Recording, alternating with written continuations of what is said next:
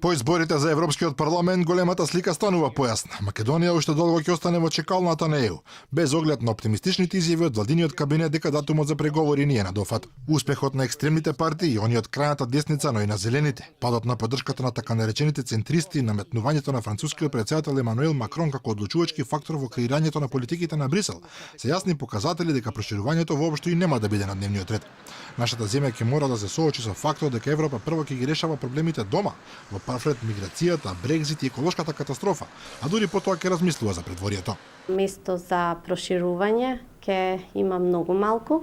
Мојата проценка е дека нема да има директорат за проширување во новата комисија и тоа за нас ќе значи дека самиот притисок од страна на ЕУ за европските реформи и постигнувањето на капацитет на земја членка ќе биде малку помал, заради тоа што ЕУ ќе биде се повеќе свртена кон себе. За новинарот и аналитичар Дарко Јанески пак нема никакви дилеми. Каква и да беше структурата на Европскиот парламент, ние немаше да добиеме карта за влез во ЕУ. Јасно, тоа е дека Македонија нема да биде примена во Европска унија со било кој состав.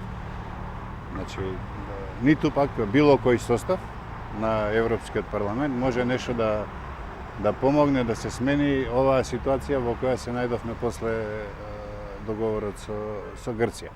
Европските држави сега ги очекува формирање на новиот состав на Европската комисија, што ќе биде изворедно сложена задача, со оглед на спротивставените гледишта и интереси кои постојат како меѓу различните земји, така и меѓу различните партиски групации кои освоија места во Европскиот парламент. Станува се поизвестно дека Европската народна партија како коалиционер ќе мора да ги избере либерал-демократите, што пак во преден план го усвоила Макрон како човекот кој ќе го избере новиот шеф на Европската комисија и во голема мера ќе влијае врз сите процеси во унијата во наредните неколку години.